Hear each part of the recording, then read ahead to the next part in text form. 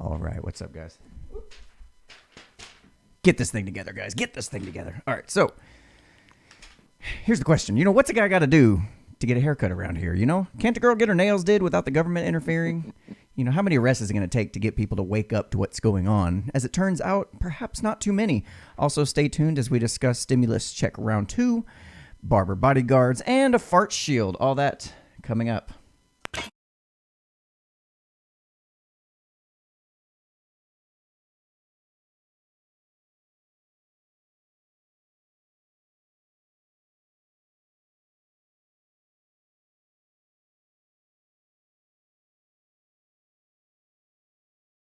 The Unframe of Mind show, where we have uncomfortable conversations without a condom. I'm your host, Daniel Wagner. And I'm Team Teddy. Team Teddy. Team Bearded and Hey, Team we're wearing the merch tonight. Yeah, we got some brand new shirts made up for you guys, special. If you guys want to order that, you can head over to our Teespring store. It's all linked up on our website under the merch tab. You can find all that information there, among other designs as well. We're always periodically coming out with brand new designs, stuff to keep things interesting and that kind of thing. So if you want to check that out, head on over there. And in the meantime, let's go ahead and kick off the show with a Phobizimus. How about that? Phobizimus. Yeah. Phobizimus. Phobizimus. Phobizimus. All right, and today on the Phobizimist, we're going to talk to you why we should be offended by face masks. Yes, folks, face masks. And if you don't know what a phobizimist is, if this is one of your first times tuning in, a phobizimist is like a professional outrage merchant here. We just tell you why you should be offended by everything in the world. Doesn't take much. That's pretty much it. We just tell you why you should be offended. But so today we're gonna talk about Anthony. Yeah. I'd like to know, what is it about face masks that are so offensive? I don't know, man. I kind of got that feeling like, if you remember the Bloods and the Crips, they've got the different colored face masks that they use, and they cover their face either in red and blue. So, the suburban white woman walking out of her house wearing a red face mask might trigger those Bloods and Crips. You never know. You make a good point. It really does make it confusing and very... I mean, if you're out there trying to identify a friend and a foe, and you, like you said, some suburban white middle-aged housewife comes walking by wearing a blue, and you're like, oh God, I don't know if this is friend or foe. It's kind of a cultural appropriation of sorts, isn't it? Probably, yeah. It's very offensive, yeah. So guys, if you're gonna go out in public and you need to wear your face mask, please try to avoid wearing reds and blues, because you don't want to be accused of cultural appropriation of the Bloods and the Crips. You might piss them off and get shot. I think they're a protected class now. Yeah, probably. Yeah.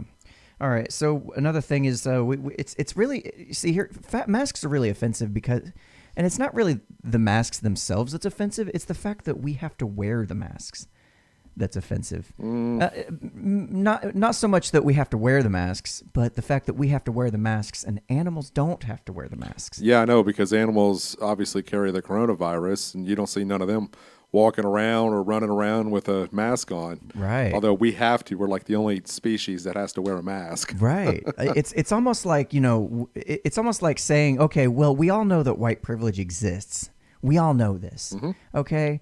But we're going to go ahead and put even more shackles on the minorities, to keep them down even more. That's what that is. It's like, I'm an animal. I have COVID. Everybody knows it. But we're going to go ahead and put it on humans to keep them down even more. And it's not fair. It's just not fair. You got to be more considerate of people's feelings. So check this out. It's actually a good thing. I want to flip this script on you just a little bit and tell you there's a couple of pros to this. Okay. One is that it makes it more difficult for people to misgender me.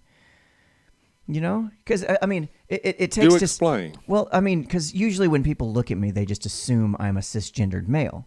They're correct, but I don't appreciate them assuming. But how would you hide that beard? Well, that's just it. If I'm wearing a mask, it takes just a couple extra seconds for them to figure it out. It's just a couple extra seconds for them to stop and think that, oh, maybe this isn't a cisgendered male. Maybe I need to ask. It's not, in my experience, it really hasn't stopped anybody from misgendering me. But I just like to think in a perfect world, like they take a couple extra seconds because the mask, Yeah, that's all it takes. Yeah, a couple seconds. Here's another good thing. All right. It also, with that, on that same thread, it makes it more difficult for people to wield their white privilege if people, have to take those couple extra seconds to figure out what race you are. If I'm a racist and I'm going around and I see people in face masks, and I can't quite see your whole face, think about it. You're covering 50% of your face. That means you're 50% more likely to not be identified as the race you are, or it takes them longer. Does that make sense? I guess if I was Muslim, and the Muslim women that are completely covered up and all it shows is their eyes, I would be a little offended by that.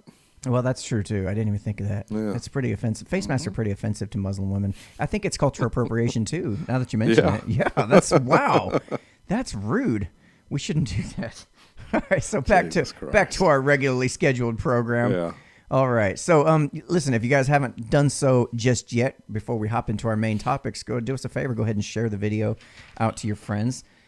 Like, subscribe. If you get on YouTube, just hit the subscribe button and then the notification bell. So every time that we hop on here live, you'll get a notification showing that we are live. And we're approaching 750 subscribers now. That's pretty cool. Yep. And we just hit over 150,000 views combined between Facebook and YouTube. That's not too bad. No. Not too bad. No. Nothing to shake a stick at. Not a lot of people can say they get 150 views altogether, No. But then again, when we put out 150,000 videos, and each one gets a view, that's there you go. And those views. Hey, it still counts for something. Yeah, and each of those views is just us watching it. And my mom, it's cool. Don't worry about it, guys. Don't worry about it. All right, so let's go ahead and hop on into this bullshit. I want to start off by playing our new commercial. What do you say? Let's roll it. What do you say? All right, so if you all haven't seen this just yet, we were working pretty hard on this, as we usually do, our little videos and whatnot. And let me hit the correct button and we'll get you started here. So this is our new commercial for the Fart Shield. And let's bring it up nice and big. Here we go. And roll it. Roll it. When the devastating news broke that coronavirus could be spread through farts, my social life was over. Life was already hard enough during the COVID-19 shutdown, and even though I wore a CDC recommended face mask, nobody would be caught dead downwind of me. It really stinks when everybody keeps avoiding you. I had been isolated for fart too long, and I needed to do something quick. Then, I discovered Fart Shield. Fart Shield saved my social life. Finally, I was able to get back to my active lifestyle. Finally, I could see my friends again. Finally, I could go back to living the way I used to, but I was fully protected. Cover your gas with Fart Shield, and while you're at it, get a fume for your friends too.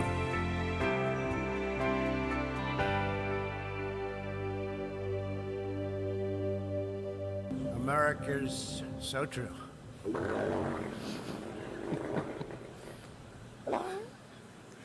Didn't expect that, but that's okay.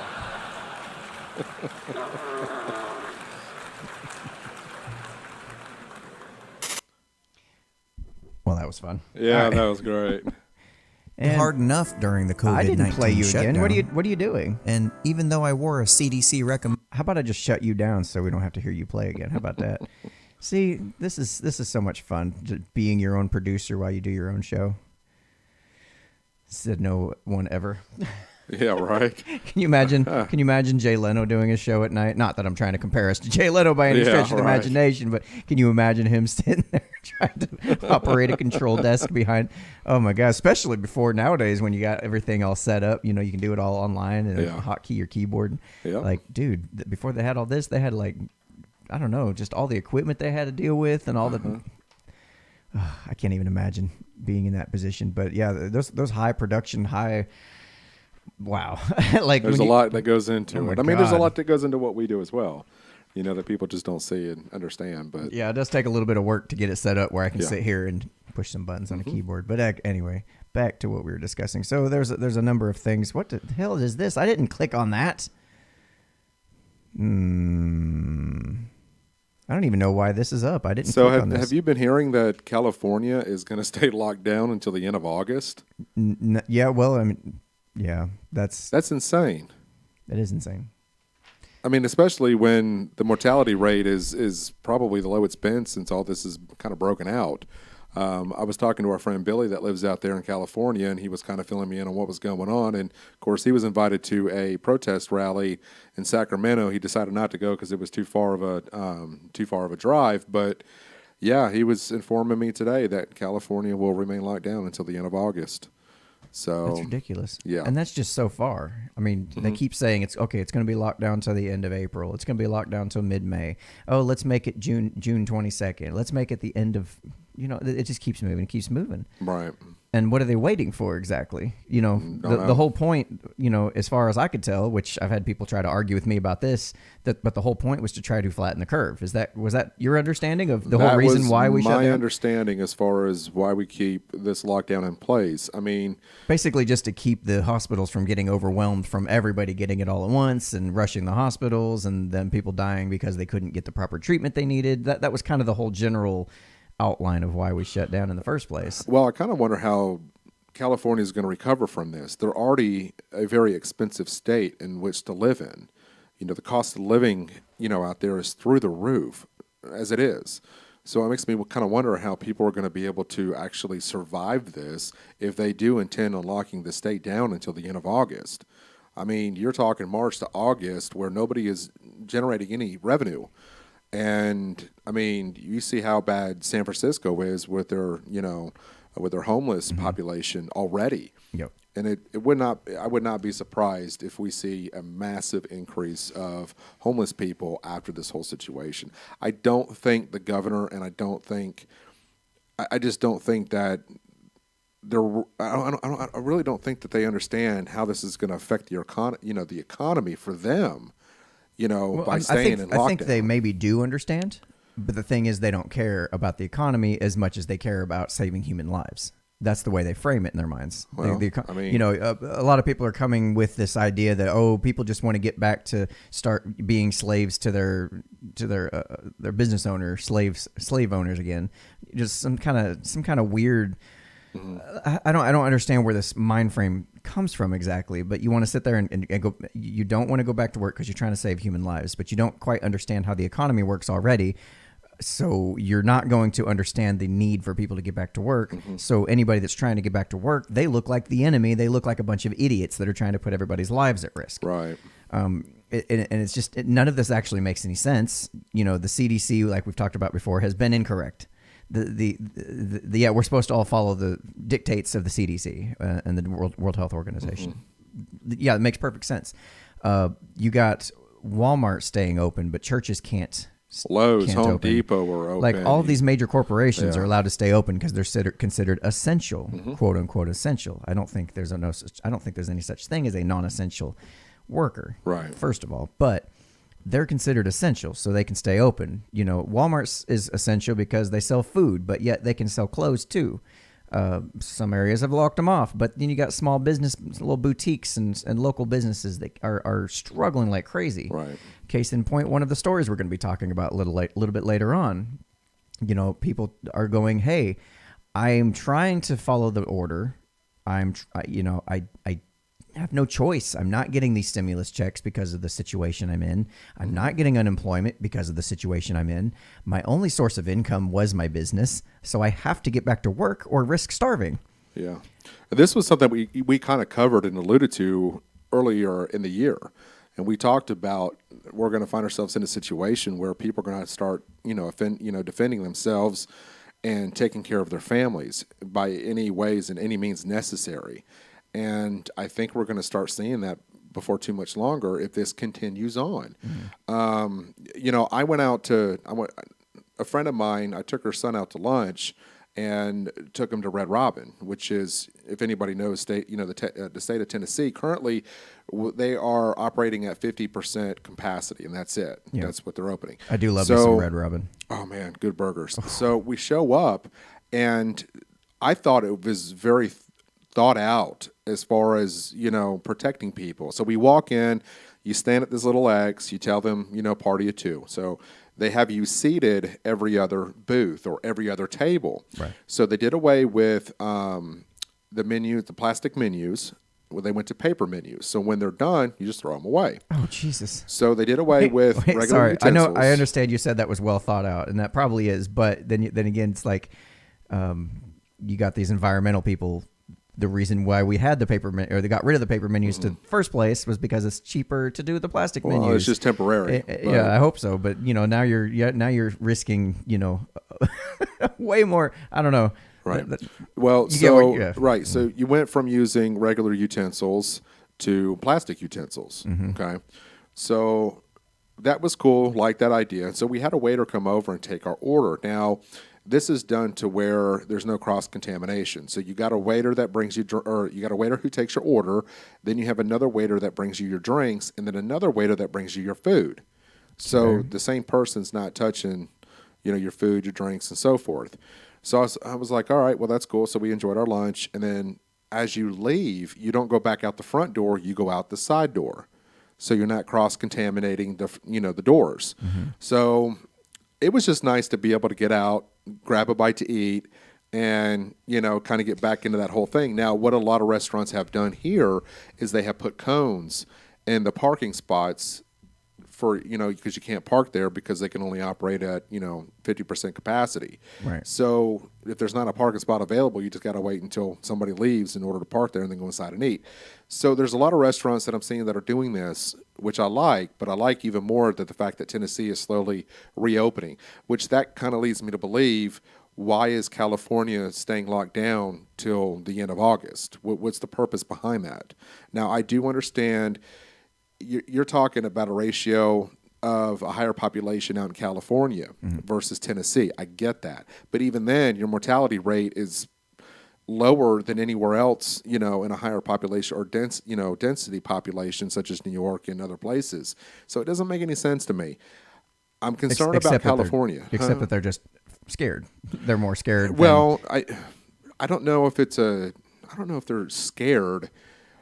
It's hard to know what's going on out there with not living in California, but here in Tennessee, it's like everything has really been curved. So we are introducing that back out, people back out into the open. Now, this is something that they should have done from the very get-go. In my opinion, they should have let healthier people back out into public. And if you're sick and if you're somebody that has a chronic disease or something wrong with them, just stay home. This is how all of this should have been approached in the beginning, and it wasn't. Right. And even Elon Musk is talking about, opening up his plant, and he's sitting there saying, hey, if you feel unsafe, if you feel like you're sick, you don't have to come back. We'll work it out. We'll figure it, and yet he's still getting drug over the coals because he's got the audacity to try to open back up. He's putting people's lives at risk. He's threatening to move his headquarters from California to somewhere else. Out in Texas, from what I heard. Texas or Nevada, I think, were the two places that he was looking at, which I don't blame him. I mean, you have to understand, California, it just costs so much to do business out there and even to live. How they've managed to stay afloat this long is beyond me, but we're starting to see the ramifications of what it is. The cost of living out there is just through the roof.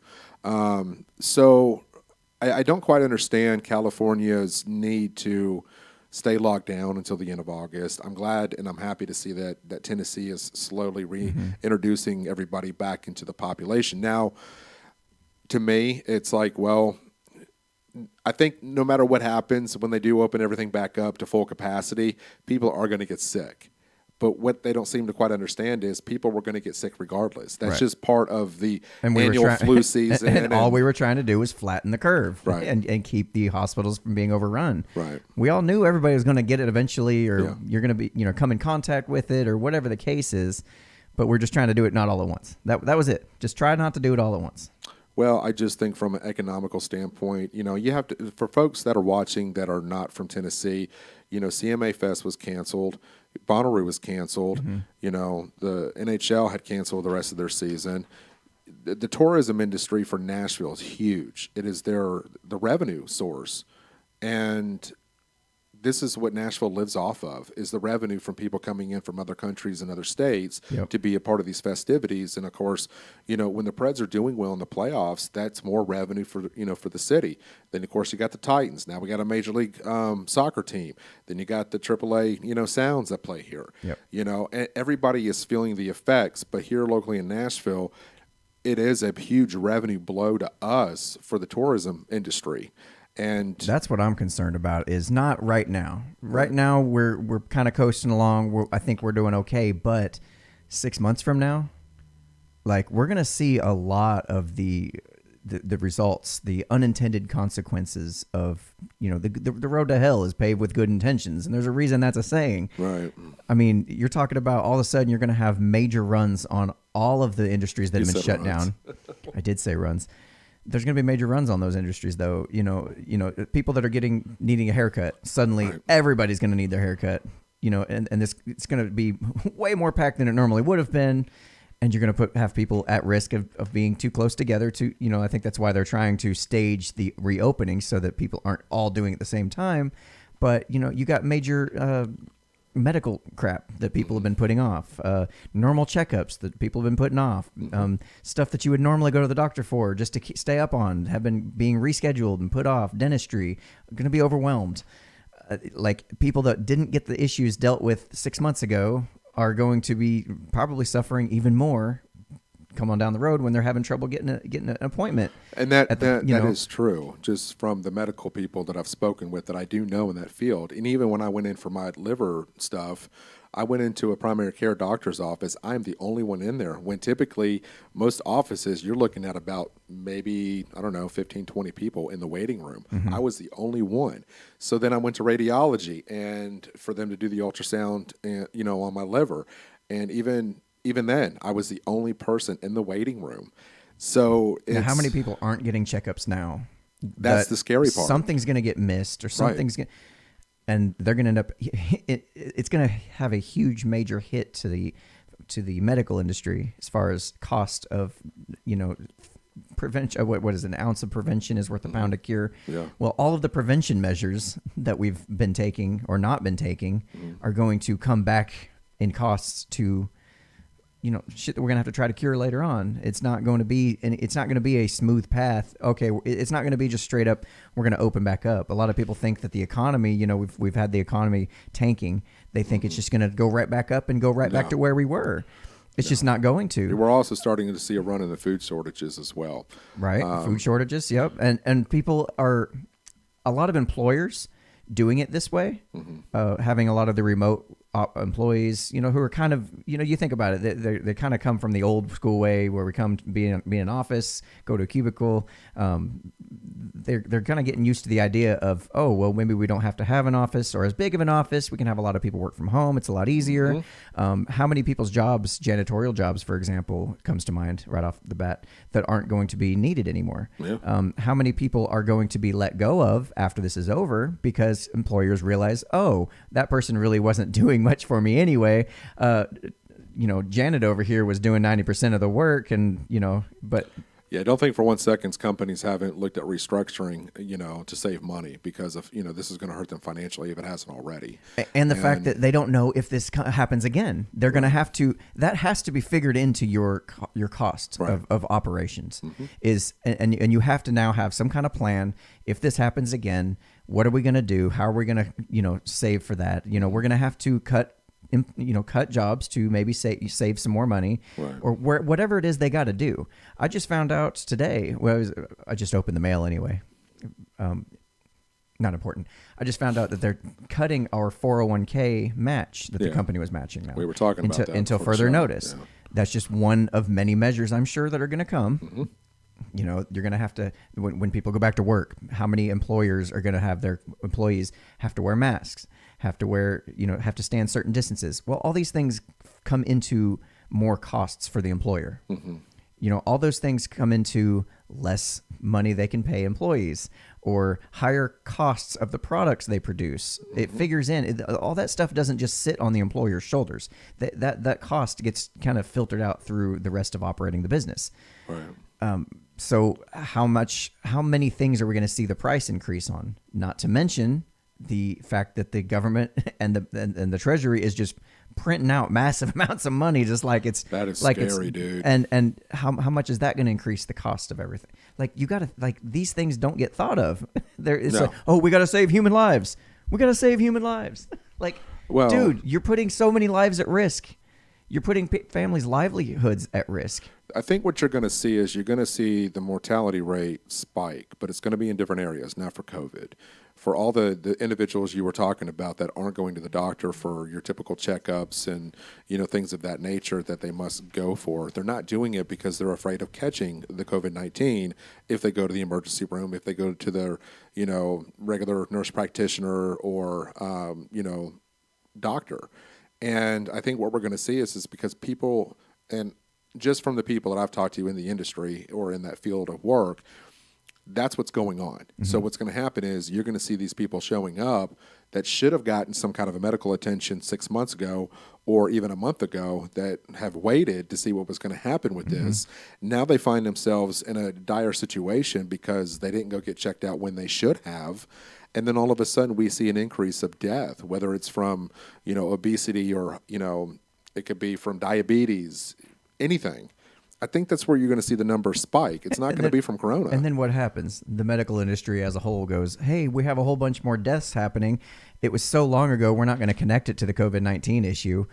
We just need more funding. We need more money. We're struggling.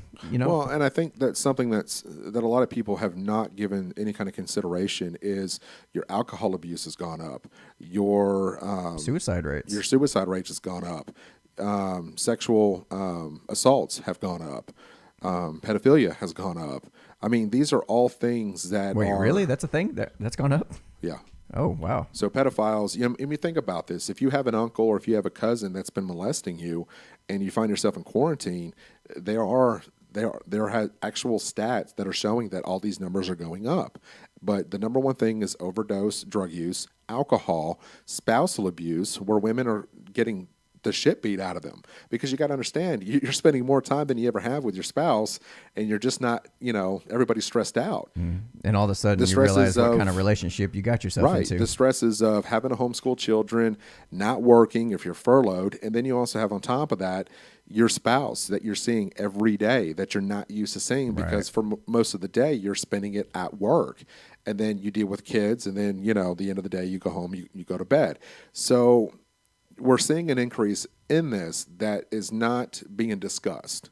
Everything else is, not wearing a mask, social distancing, lockdown, these $1 trillion bailouts or, stimulus checks that they're handing out to everybody. That seems to be on the front lines. But what's going on behind closed doors is very frightening for me, because this is the stuff that's not getting the attention that I think that it should. Yeah, absolutely. And they're talking about a second stimulus package coming out now. That's actually one of the stories I wanted to get into. Yeah. Is how, well, if I could quit hitting the wrong button, that'd be great. Yeah, so one of the stories that, this is from Newsweek. Will there be a second stimulus check from the IRS? This is everything they know so far. So basically, this is kind of what I got out of it. Let me just to catch people up on the podcast here. Is House Democrats unveiled on Tuesday a massive new economic relief proposal that would include a second round of direct payments to most Americans, along with other innovative initiatives that would total more than $3 trillion. $3 trillion. Okay, so you had the $4 trillion coronavirus package from before, the CARES Act. Now we're calling this one the HEROES Act, I believe is what they're trying to call it. Anyway, so goes on, says that now as unemployment has surged and the economy has tanked further, Democrats aim to send more direct payments to Americans, but this time leading Republicans have balked at the idea of quickly passing another multi-trillion-dollar spending package. I am completely and totally against this. Absolutely. I was totally against the first one. Yeah. I mean, people, what they don't understand is that this is going to have to be paid back some way, shape, or form. And this is where you're going to see the taxes go up on everything. This all seems great now because it's getting us through the hard times, because we're living in the here and now. We can only wrap our heads around what's going on one day at a time. But if you start looking at this from the 30,000, view, you're starting to understand, well, wait a minute, who's going to pay for this? How are we going to pay this back? Because we're going to have to. And it's going to come out one way or another. It's going to come out in the wash one way or another. But according to modern monetary theory, money is endless. You can print it off as much as you want. Look, Would you say this is like a sneak peek into socialism? Oh yeah, absolutely. Check this out. Think of it this way. This might help make more sense out of the insane left wing ideology that money is just plentiful and everything. Think of it like this. We know that air is plentiful. Right. Okay, if you start restricting people's air, you kind of look like an asshole. Yep. And you kind of are. Yep. In their mind, money is like that. It's like air. It's just there's so much of it. It's everywhere. Why would you keep it from people? Why would you hold it from people? Why would you only give it to the wealthiest, 1%? Those kind of things start to unfold from that basic idea. They don't seem to understand that resources are finite. Human desires are infinite, and resources are finite. Right. You got to. I mean, it's just common sense if you really think about it. But if you start your whole theory off with, money's plentiful, I don't know what I just did. If you start off your theory with just, money's plentiful, it's everywhere, we've got it just sitting in buckets all over the place. Like nobody seems to think that there's a problem except for there's just greedy politicians and greedy wealthy elites are just holding the money from people, and you know what I'm saying? They're just being stingy, and that's just not the case. I just find that it's interesting that you hear the Democrats not even 6 months ago talking about how the debt of our nation is in the trillions, and they wanted to blame Trump. Now the Dems are wanting to pass this multi-trillion-dollar stimulus. And what's going to happen? Let's not be silly. They all are, and they all know that if they don't, there will be riots. People will lose their shit.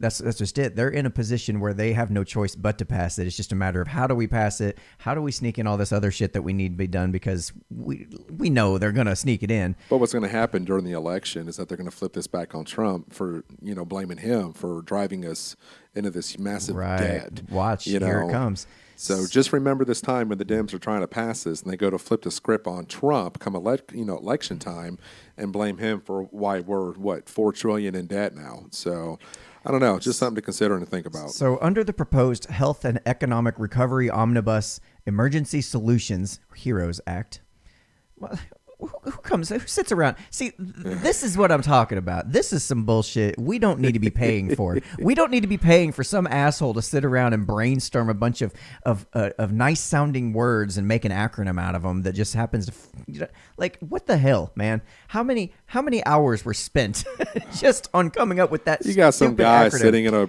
dark room somewhere trying to come up with a name for this. He probably gets paid six figures. And think of it this way, because this is what they do. You notice all these things. The CARES Act. Who's going to be against CARES Act? The HEROES Act. Who's going to be against that? Like, if you're an asshole if you're against an act called the HEROES Act. Why would you be against heroes? Anyway, so House Democrats have laid out a plan for another round of direct payments similar to the CARES Act. I just said similar. Similar to the CARES Act, like the previous round of payments, individual tax filers could receive up to $1,200, while joint filers get up to $2,400. Now, here's the thing that's makes it even more expensive: is they're proposing that there's going to be an increase of $500 for the children, meaning they could make the children themselves would get. They'd include, instead of $500 per children, it'd be like $1,000 per child or something like that. Anyway, yeah. So Democrats in the Senate put forward a more ambitious proposal that would send $2,000 per month to Americans as long as the coronavirus crisis continues. I don't want this shit. Y'all can take that fucking money and take it somewhere else. I don't want it. Right. I'm fine with the unemployment I'm collecting. And I'm sorry if other people need this money to live off of. It's not our fault that you don't know how to save. And not only that, but the plan would also be retroactive going back to March. So not only were you giving $2,000 per month to individuals, you're going back and paying for the previous 2 or 3 months we've been suffering through this, March, April, May, right? Oh, jeez. And it's $2,000 per individual. That means, for a married couple, that would be, probably $4,000 plus 6, the children. If you have up to 3 children, yeah, plus the children. Yeah. Like these numbers are they're just rolling them out. Like, hey, just throwing them out. Like, you're not sitting around taking time to do a study on this and seeing what the implications would be, what's the impact going to be, what's going to happen down the road. No, they don't care. They just know people want money. People are going to riot if they don't get money. If we keep telling them they got to stay home, our great grandchildren are going to feel the effects of this. Oh Jesus, probably beyond that for this many $1 trillion. Anyway, president's been pushing for a payroll tax since March, but the Democrats have largely dismissed the ideas, while Republicans have responded coolly to the proposal. As for the proposed $3 trillion HEROES Act, the GOP leaders in the Senate have suggested it's dead on arrival. That will not pass. It's not going to be supported, GOP Senator John Barrasso of Wyoming said. Okay, yeah. Yeah, so we're still squabbling about the amounts. We're still squabbling about, but basically, it's starting to look more and more like we are going to receive another stimulus package. I'd like to thank y'all for hanging out with us in the comments section today. I haven't forgot about you guys.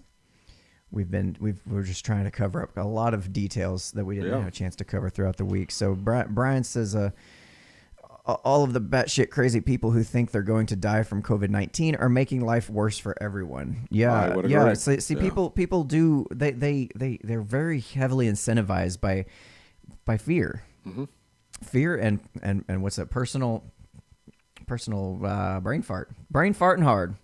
Yeah, see, this is why I write things down, because I'm so much better at writing. I can take an idea and write it in such a way that, man, but if I sit there and try to say it, but anyway, yeah, fear is definitely a great motivating factor for people. And when you sit there and have the media constantly pumping out these ideas all the time, people get more afraid and they react accordingly. They are actually trying to backdoor so many things in it. So many things. Yeah, absolutely. Yeah, that's what, and we know they're going to do this. They keep doing this crap every single time. This is not about, people are focused on, okay, how much am I going to get? How much am I going to get? I've got like this many kids. Like, how much am I going to get? I'm married and I only make this much. I need to find out how much I'm going to get. I need to figure out what I'm going to plan on. Like, that's about the extent that most people think about this.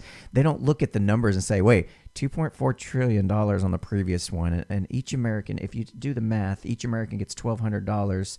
Wait a minute. That doesn't equal $2.4 trillion. Where's all the other money going? Wait, this new one's $3 trillion? But government has to pay themselves for being in office. Don't forget about that, because that happened with the first stimulus package. Right. The government paid themselves a nice little chunk of change. Especially, you know what really pissed me off? And I'm sure I'm probably not the only one. While we're going through all this, Congress takes a nice little recess for 2 weeks. Right. I'm thinking, really? Aren't you guys supposed to be working for us during this whole crisis? You guys are doing this to us, making us do this, basically. And you take time off. I had a real problem with that, dude. I mean, I don't care which aisle you're on or what political party you stand for. You got to be pissed about that. People just, they're taking off from in the middle of a crisis, as they're calling it. Let me play devil's advocate a little bit. Okay, I got to hear this one. I'm and not even devil's advocate. I think I'm actually just going to take this position. Okay. I'm actually glad. Now that I'm thinking about it, I'm kind of glad they went home, because in these situations, what typically tends to happen, people want to go, hey, daddy government, what are you going to do? How are we going to solve the problem? I could be your hero, baby. And they come in and want to start saving the day. And the government feels this need, this impulse to do something. Right. When honestly, 99% of the time, the best thing to do is nothing. But if you do nothing, what are your chances of being reelected in the next campaign? Probably slim to none. Right. Oh, such and your opponent runs these campaign ads. Oh, during this crisis that was going on, such and such a politician did zero, didn't do anything, never even lifted a finger to help his people. Like, people are like, oh yeah, that's right, he didn't do shit, did he? So I'm okay with them not doing anything. It looks really shitty. So you're okay with them giving themselves a pay increase during the first stimulus check, and then not even a couple weeks later, they take a hiatus during the middle of what they call a pandemic and crisis? No, I'm not. I'm absolutely not okay with that. Okay. I'm okay with them doing nothing. Well, yeah, I understand what you're saying. Them doing absolutely nothing. Keep your hands off of shit. For the love of God, do nothing. Stop trying to break it, okay? Or stop trying to fix it. Yeah. You're fixing. Every time the government comes in and tries to fix shit, it gets worse. Yep. It's not that their actions have no consequences. It's that their actions have actual negative consequences. Oh yeah. I mean, you only got to look so far as the war on drugs, the war on poverty, things like that. Mm-hmm. And you see, the more they try to meddle, the worse it seems to get. And it's interesting. Too many hands in the cookie jars is what it is. No, it's interesting because, once you have a bunch of funds allocated to solving a problem, for example, if the problem is solved, that department no longer needs those funds, right? So they Right. have no other, like the way the incentives work, it makes no freaking sense. Never has. It doesn't. It's complete I know. opposite. It's backwards land. Yeah. It's the upside down. And And this is why we continue staying in debt as much as we do. right. Yeah. So if I'm a government employee and I'm tasked with solving this problem, right? Mm-hmm. I'm tasked with solving this problem, and I know if I solve the problem, I'm more than likely out of a job. Right. Do I have an incentive to do the job, No. to actually solve the problem? Or is my incentive to look like I'm solving the problem so that I can get my next round of funding come next year when the new appropriations bills are coming out and that kind of thing? Well, the incentive is going to be at some point, if this is not taken care of, everybody's going to be fending for themselves. That's going to be the incentive. This is so frustrating. Because The more- I tell you what, the more we this- sit there and talk about it, the more my blood's boiling I about know, it. Because I know. it's like you already know where I'm at on this. I already feel really pissed off that they're doing this to begin with. Yep. And I kind of understand why, but at the same time, it's like you're not helping. Like none of this is helping. It's going to make things worse. Like 100%. Like you think you're scared of a coronavirus now. Give it another 6 months and see what happens. see how scared you are then. Yeah, it's just, I don't know, man. It's crazy. Yeah, times see, we're living right Puddin now. says, the great point from Puddin here says sometimes the best thing you can do for someone is to not help them. In addiction, it's called the enabler, being an enabler. Yeah. Like that's what the government's doing. That- with us. that's- yeah. That's when they're. That's a great analogy. I think. Let me see if I can work with that. Because think about this: if I'm addicted to these nice little bonuses, this We're addicted to government money. the government cheddar coming in, the free money. People Right. are addicted to free money. Right. What are they doing? They're just giving us more of the drug, right? Yep. That's all they're doing. They're just giving us more of the drug to keep us quiet, to keep us happy, to keep us from acting, because they know, and that's why I get where they're in a strange position, because they know if that money flow stops, people will lose their shit. Right. Okay. But you also have companies that are not manufacturing anything and processing food and things of this nature. So then you're looking at a food shortage, which we're starting to see. Mm-hmm. You can walk into any convenience store, any Walmart, any Big Lots, any Kroger, Target, whatever, and you're starting to see it's not that people are hoarding shit now. It's the fact that we're running out of stuff. It's not coming in. Yeah, I'm going in for basic stuff, and I'm looking. I'm like, oh god, I don't know if it's because all of a sudden everybody wanted to buy this product, or if all of a sudden it's because they just can't get it in. They're not getting Turns it out in. a lot of it they can't get in. Right. Yeah. I went to Harbor Freight just to get a couple of tools, and the tools I needed they didn't have because they're not getting a truck for that equipment. So it's not just with food; it's with everything. And tool manufacturers would probably be on that list of non-essential. Right. God, I didn't even think of that. There's so Yep. many. That's just it. The economy is so it's basically, think of it like this: is billions of decisions being made all the time. Right. That's what your economy is. It's billions and upon billions, probably trillions of individual, independent decisions being made on the daily about how best to operate their business, or keep their food on their table, keep their employees employed, keep the things going. Right. You disrupt that flow that we have or had before all this hit.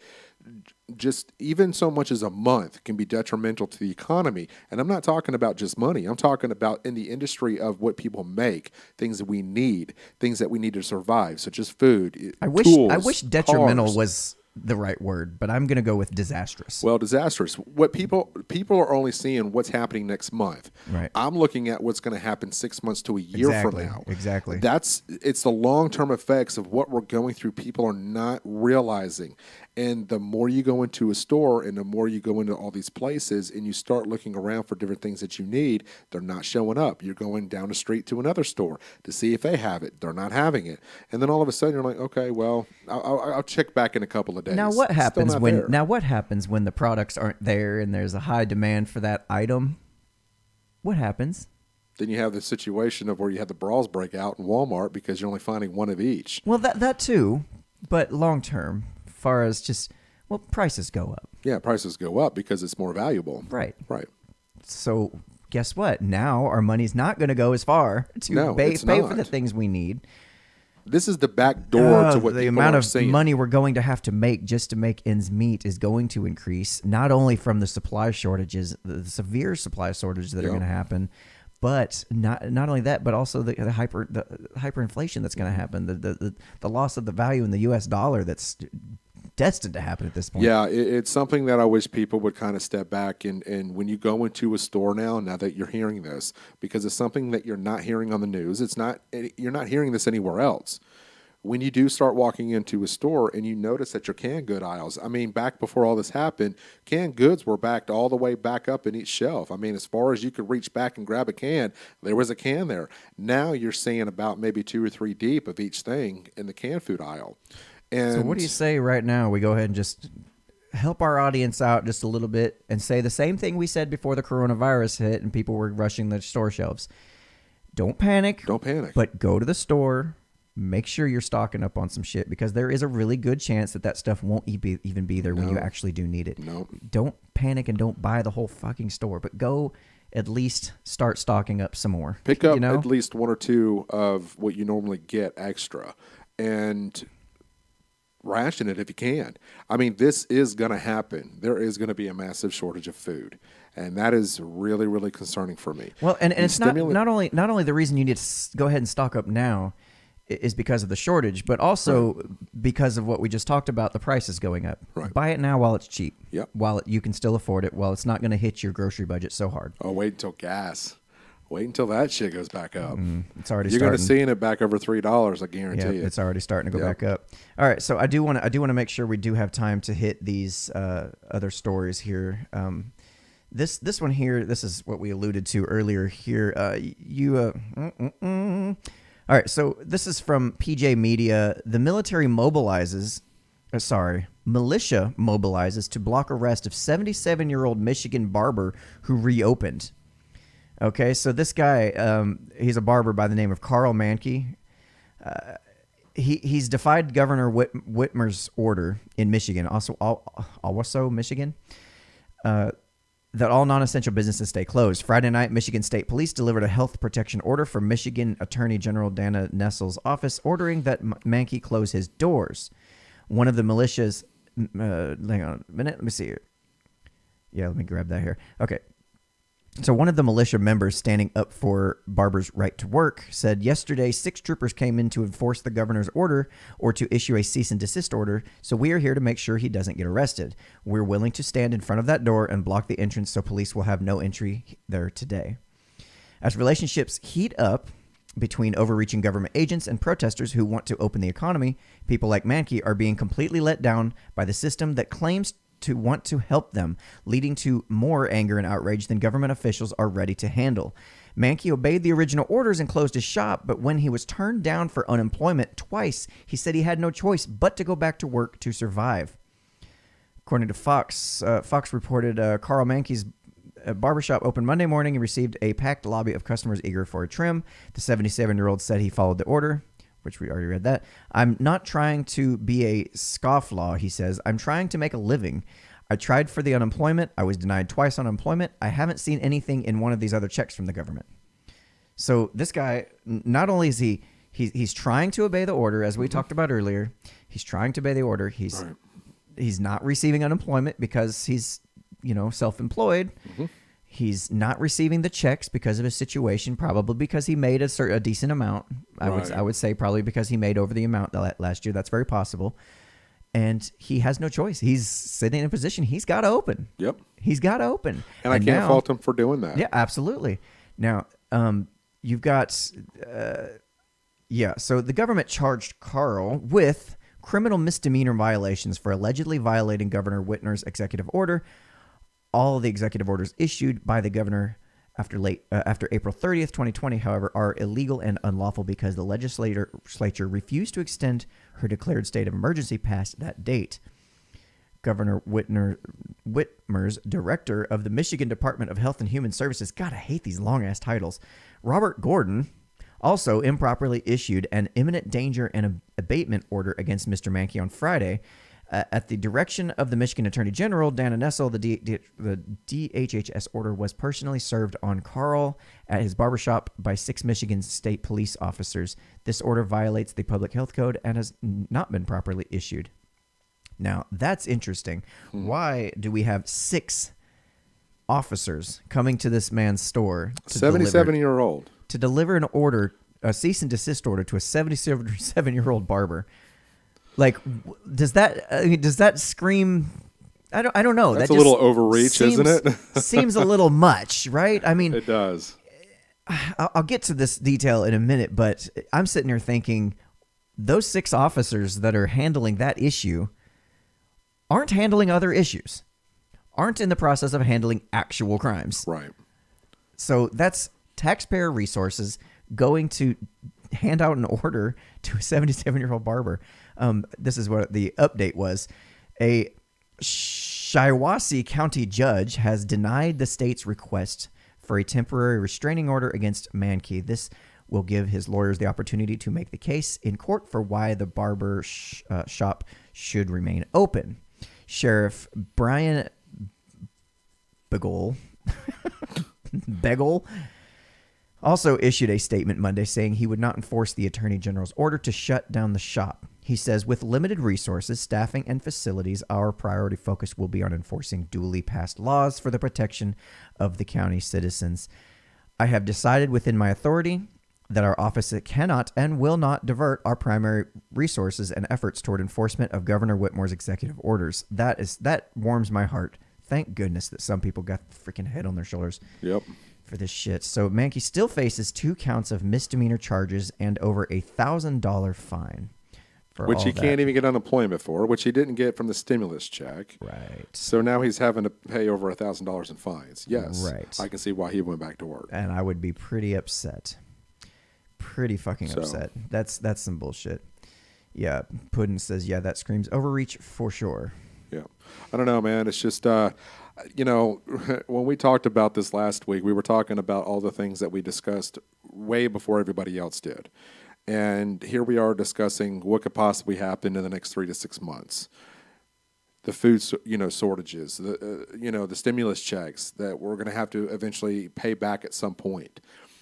I guess my question is what do we do moving forward about this? Is there anything we can do? As individuals? Well, as individuals or as a society. I mean, there's got to be something that we can put in place here. I'm not saying that, we all should go back to work right away. You saying something the government could do to put in place? I don't trust the government as far as I can throw them. When you say something we could put in place, like who would put in place? Like, what does that mean? I think if you got enough people to decide to say, hey, we're going to go back to work, you can't stop everybody. People tend to forget we outnumber the government. We outnumber the police, the military. That's just how it is. And if you had enough people that just came together and bonded together and said, hey, this isn't right. We're losing our jobs. We're losing our revenue. We're losing our money. Yeah. I just think this is where, if you saw that video where they had that protest on the beach out in California, you had 2 cops that were fixing to arrest this lady because she was on the beach. But then all of a sudden, you had like over 100 people storm the beach. The cops couldn't do anything. Mm-hmm. So to me, it's like... Yeah, that's very symbolic of what the numbers look like, I think, in terms of and I general think that population, right? I think if the public takes back what they should have done from the very beginning, which is their businesses, their own. This is our economy. This is not the government's. We are the ones responsible for making the economy what it is today. And if people would just get this in their minds to say, you know what, enough is enough. Let's just go back to work. Keep finding us. Yeah. You can't arrest all of us. You can't close all of us down. And then for what? But then you're going to get the people coming back saying, well, we're not going to help, curb the coronavirus. Well, what do you want to do here? What would be your solution? Because you're not giving us one. You're throwing us trillions of dollars into debt that our great-grandkids are going to have to pay back. What do you want us to do here? The government has put us in a very unique situation. And I think this is where, as Americans, the fear-mongering has got to stop. It just has to stop. People need to get back out there and go back, about their daily lives. People need to go back to the doctor and get checkups done. Right. This potentially, as you said earlier, is going to be very, very dangerous long-term. And if people if they don't think about this now, they're not going to do anything later, and then all of a sudden we find ourselves in a worse situation. The people of America, we the people, have got to take back what is ours. This is our country. It's not the government's. Okay, they're supposed to be the ones working for us, not the other way around. And because of that, that's my biggest fear. Dude, I'm ready to go to work. Not for me because I don't really enjoy my job anyway. I am getting tired of sitting at home. I'm just ready to get back to work. Oh, you know me. I will fill my time. I stay busy. I know I'm you always do, busy. but that's not the problem. The problem for me is not me. The problem for me is, well, we are part of an overall. I work in manufacturing. We're part of an overall supply chain. Not only are, yes, I'm doing okay because I'm getting the unemployment checks. Yeah. I'm getting the furlough. I still have a job to go back to. Right. But here's the deal. I'm one small part of a major supply chain. Okay.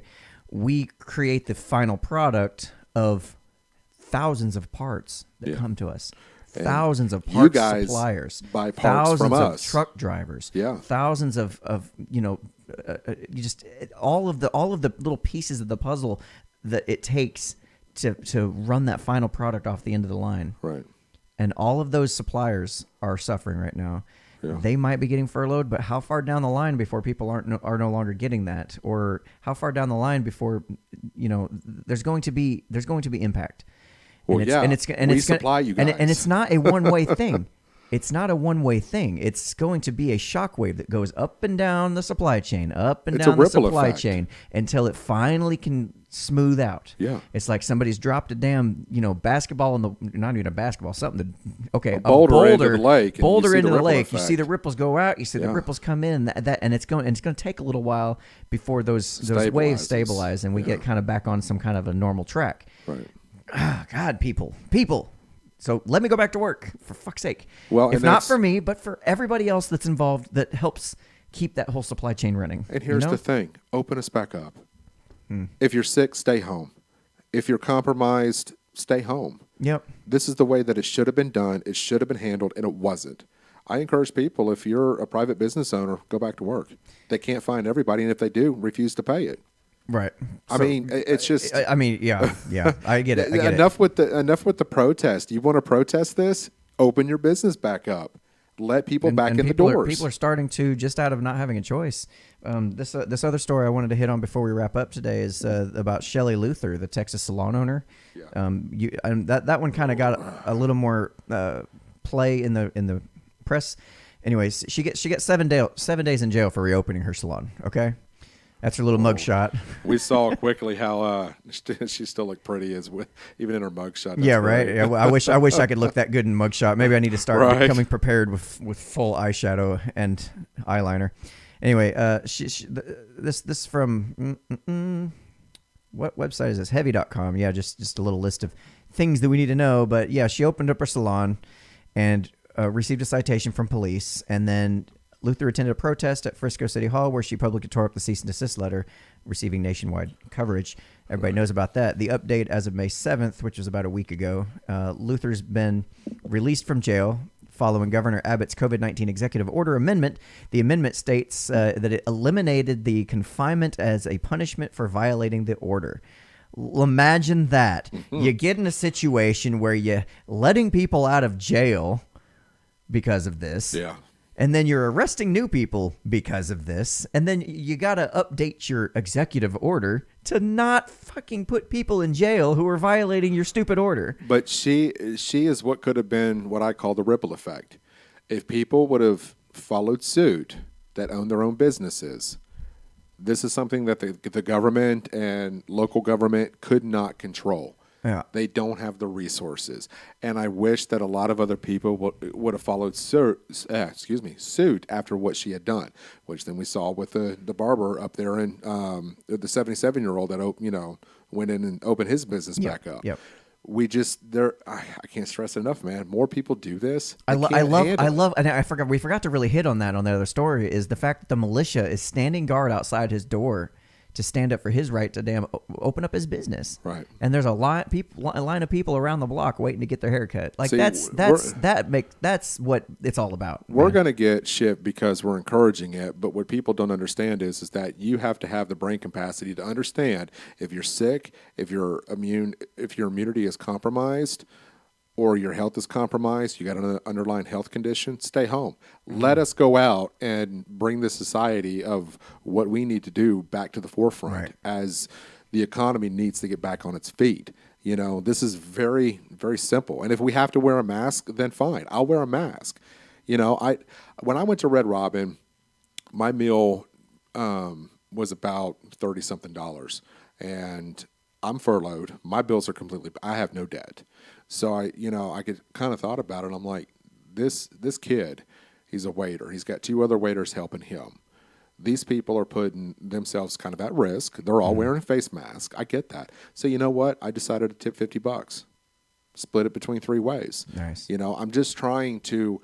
That is the only way we can help each other out is financially help one another for their services. Yeah, that's great. And it's that's a little good. bit more than extra. And to me, it's like, I wish I could do more. You still got to, at the same time, you still got to balance. I still have to protect myself, right. But I knew I was in a position to do a $50 tip. And I knew it was going to 2 other people plus the waiter. So it's being spread out. And this really bothers me that people aren't getting the courage. I think they have it. They just choose not to because they don't want to deal with the problems. And I just wish more people would understand the more companies that do open up at one time, your government, your local government, and your police can't control everyone. They're just going to have to throw their hands up and be like, okay, we can't do anything. What do we do now? You know what? Keep forcing, all these $1,000 fines. Okay, let them add up. I'll pay it off eventually. Yeah. Well, and a lot of businesses are going to start considering that into their operating costs. Like, I guess if I got to get $1,000 fine, but I'm losing $10,000 on this job, I guess I'll just have to take the hit. Well, I mean, you have to understand a lot of restaurants that aren't opening, a lot of food suppliers that normally supply them have come to a screeching halt. Again, this is a ripple effect here. Yep. Because they're not opening their doors to serve that product or hamburgers or whatever the case might be. The people that are supposed to be sending those cows to slaughter, they're just sitting out in the pasture, just waiting. Getting tough, man. Yeah. So just to hit those quick bullet points on that article. So Shelley it was Shelley, right? Yeah. I think so. Yeah, Shelley Luther. She was given a cease and desist order from Dallas judge after reopening her business. Bullet point 2 is that Luther was sentenced to 7 days in jail and fined $7,000. $7,000 for opening her business. Yeah. It's funny. Found her to be criminally and civilly in contempt of court and said that reopening her salon was a selfish act. No, it's not. Not when you're having to put selfish act. Oh, Christ. Yeah, that was what the judge said. Dallas County Judge Eric V. Moye found Luther to be criminally and civilly contempt of court and said that reopening her salon was a selfish act. Because she's trying to make money and put food on the table? Quite frankly, there's no law against being selfish. Why is that even in his statements at all? Like, he should not be making a value judgment on her actions. They're there to judge the letter of the law, right? So now they're telling this judge, it says the judge told Luther that she could avoid jail time if she closed the salon and apologized for her actions. Right. No, don't apologize. And I don't think she did. I don't care about her pets. Why heavy.com is, I mean, point if you've 3, got she's in a relationship and 2 daughters and pets. I don't care about that. 4, she owns the salon. Okay. Yeah, duh. Really? You had to fill the article with all that extra shit? She is a musical duo with her husband. No, I don't. Why? We don't care about Did you just fill me with 5 bullet points you need to know? 5 facts you need to know. Only 2 of them were pertinent to the story. All right, so let's. And I guarantee you, now that she's become somewhat of a local celebrity or a national celebrity, I guarantee you that if she set up a GoFundMe for $7,000, that'll pay her court fees. Ryan from YouTube says it's like Magic the Gathering. I don't understand what that means, but okay. I guess it's like Magic the Gathering. Let's go with that analogy. How is it like Magic the Gathering? I don't know. I don't either. Do you know what that is? No. Oh, well, I do. I like that game. It's fun. No. It's a card game. Not in that. I'm not gonna lie. I'm a bit of a dork. We know. Yeah. We love you though. I play card games. It's like the mature version of Yu-Gi-Oh. Okay. I don't even know what that is. You know what Pokemon is? I do. I know of Pokemon. Right, I don't know. right. I've never played it. Right. No. Okay. You're not missing nothing. Don't worry about it. You're not missing nothing. All right, let's wrap this. How in your busy schedule do you have time to even play all these games? I have cards. I build decks sometimes. I haven't played in a while, though. I used to play a lot. Oh, we got a special guest coming up this week. We do? We do. Oh. I thought we were going live on the 14th. Oh. Yeah. Right. Come on, man. Sorry. Get it together. Okay, tomorrow, my oldest daughter's graduating. Okay, so we're having family over. And tomorrow, Yeah. if time permits, just be on the lookout. I don't know what time. I wish I could. It's going to be impromptu. If time permits, we'll more than likely be doing a show with my mom. My mom will be That's in gonna be studio here hanging out with us to talk about whatever the fuck we want to talk about because it's our show and we can do what we want to. Yeah, so be on the lookout for that. That'll be a lot of fun. I've interacted with her a bunch on social media, and she's great. And so to actually get to meet her, and of course to see your daughter graduate, that'll be kind of cool too. But thank you for letting me take in her graduation. So that's cool. Right on. So let's wrap this up with Yeah. our one of our favorite segments of the show. What the fuck? What the fuck? What the fuck is that on Wish? And on Wish today, we have this toilet paper holder. That's not only a toilet paper holder, but it's your cell phone shelf, and it's Has that got a radio? I don't know what that. See, this is what got me. This is why I picked this one because it's not what it is that it fascinated me. It's what it could be. Okay. Okay. Check this out. So just to describe this for the podcast listening audience, this is a toilet paper holder, much like your sideways mounted toilet paper holders you see in stores and things like that inside the public restrooms. But it's also got a little slot in there for what looks like tissues or something. I don't know what's in there, but it looks like something you pull out. Maybe some wipes of some sort. Or It says self-adhesive. Yeah, it's got self-adhesive. It comes with you just peel it off the back, I guess, and you stick it right to your wall. But I can't even imagine. But what is that in there? It just looks like that's a barcode. It looks like a. It looks like a stick of butter. It's got a little slot here, so something pulls out of there. Whatever it is, it looks like a little box of some kind of wipes or something. I mean, that's a pretty cool gadget, I guess. Yeah, it's neat looking. Although when I'm on the shitter, dude, I got my phone in my hand. I don't have it sitting right there. Right. So that's what I'm saying. It's got a little shelf for your cell phone.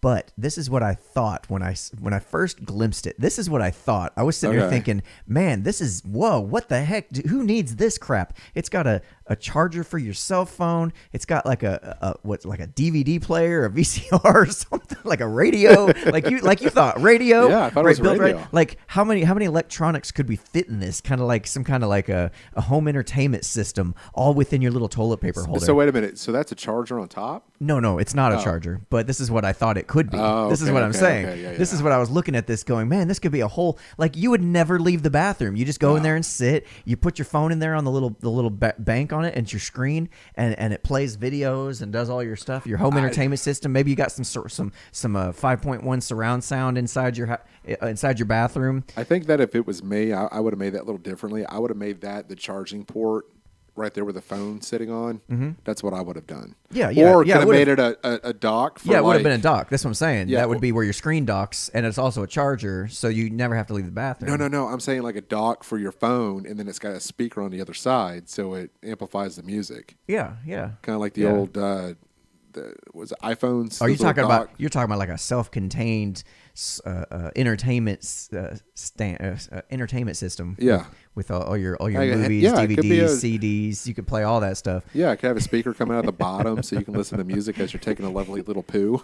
Oh, I see what you did there. Speaker coming out of the bottom. That's fun. That's well done. Well done. Oh man. How much is that? Hang on. How much $18. $18. But, That's not bad. But for 9 easy payments of $49.95, you could have a fully operational studio surround. You know what I ought to system. do? I ought to encourage you to make one of these for your bathroom. No, I'm Why not not? doing that. Puddin suggests a projector toilet paper holder. Oh yeah, you could make it a projector, dude. Yeah. You put that over here on the side here, and you just have it project against the wall. Oh my God! Let me go back to the comments. We got quite a few on there. Oh yeah. So COVID. Red flag Rico. That's what she said. Yeah, it's our buddy Rico. Oh, also, too, by the What's way, up, before homie? we close out, morning show has now been moved to Sunday mornings at 10 o'clock. Is that correct? Oh, sorry. Oh, yeah, I missed that. Rico says, I kind of want one already, but be warned, if you order from Wish, it's coming from China, and it takes a month and a half to arrive. Not even being sarcastic. Yes, I know, but the benefit of that is it's really, really cheap, and it comes with a free sample of COVID-19. Anyway. Sorry. But yeah, no, the morning show we have moved from Monday to Sunday morning. We just found that it was a little bit more convenient for us to do it Sunday morning. Well, we haven't found that yet, but we're hoping it is. Well, we're hoping that it's going to be. At what time, 10 o'clock? 10 o'clock is what I think we agreed on. We're just moving it to Sunday. Sunday we at realized 10. that Monday he's got a lot of shit going on. I have nothing of the sorts. So Yeah, you're basically a loser or something. yeah, right? something like that. Okay, You know, that's just not a being bad for thing. life. It's not a bad thing, because that means I can take advantage of you and get free labor for you to help me produce the show. Absolutely. Also, too, guys, remember we got plenty of merch on the website to purchase. All money that we make off of anything that's on the website goes directly back into the show. We don't make a dime. We just do this out of pure fun, pleasure. It's what we like doing. We would absolutely love to make a dime. That would be cool, but someday. But yeah, a lot of this goes right back into everything that you see that we do. So we're actually looking at extending the green screen, I think is what we're doing. Yeah, I'm working on it. Slowly we're, but surely. We're extending the green screen. That gives us a whole entire wall, this other half of the studio to work with now.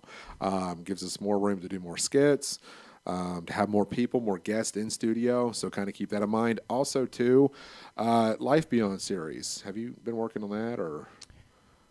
No, he hasn't. So I will be. I know.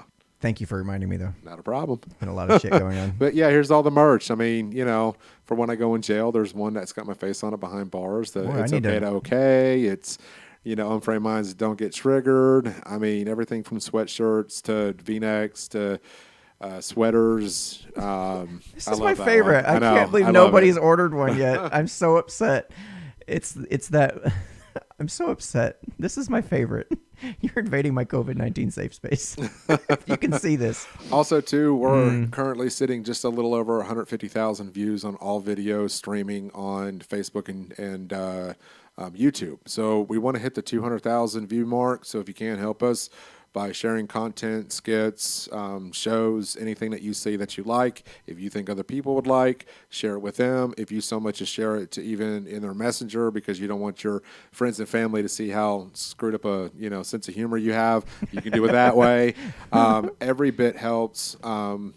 Just to help us in the growing process. So, but yeah, there's more merch than we got the Fabismus one up there now. So different colors, different styles. Probably stickers. the cheapest item we got is this professional Fabismus die cut sticker for $4.99.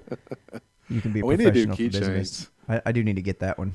So, but if you guys have any ideas, actually, believe it or not, if you have any ideas for a T-shirt design, Yeah, I do like to make them. we could work something out where we cut you a deal on that shirt because you were the one that submitted an idea. Just something to kind of throw out there. So, but I think that's going to be it for us. We're running a little over, but we'll see right. you guys maybe tomorrow night. So tune in for that. If we do, or just keep on the lookout. An impromptu live video with Daniel's mom in studio. So that might be a whole lot of fun to kind of hang out with her. Come and hang out with us. chit-chat. Let's see what we can kind of come up with. Might have a couple beers or two. That would be okay too. Yeah. Yeah. All right, y'all. This has been another episode of the Unframe of Mind Show, and yet another uncomfortable conversation without a condom. Another highbrow show with lowbrow packaging. I'm Anthony Trawick, Daniel Wagner. Y'all have a good night. I'll speak for myself. I'm Daniel Wagner. Good night. See y'all.